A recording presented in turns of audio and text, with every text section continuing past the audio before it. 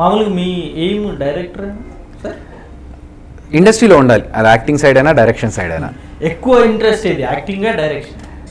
Both, I would say both. ఎందుకంటే ఇప్పుడు direction మీద చేస్తున్నప్పుడు నేను నేను డైరెక్షన్ చేస్తున్నప్పుడు నేను యాక్టింగ్ సైడ్ నేను చేయను, ఎవరినో ఒకరు వేరే వాళ్ళని పెట్టి చేస్తాను. లేదు నేను యాక్టింగ్ సైడ్ చేస్తున్నా అంటే ఒకవేళ నాతో చేస్తున్న డైరెక్టర్ ఎన్ని తప్పులు చేస్తున్నా కూడా నేను ఆయనకు చెప్పను.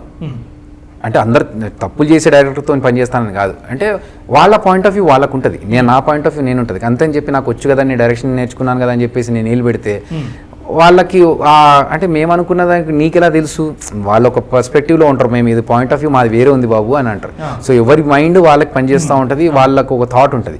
సో అందులో మనం వేలు పెట్టకూడదు. అందుకనే నేను ఒక డైరెక్షన్ సైడ్ ఉన్నప్పుడు కంప్లీట్గా డైరెక్టర్ లాగా ఉంటాను, ఒక యాక్టింగ్ సైడ్ ఉన్నప్పుడు కంప్లీట్గా యాక్టర్ సైడ్ ఉంటాను. సో ఫ్లెక్సిబుల్, నాకు మల్టీ టాస్కింగ్ బాగా అలవాటు.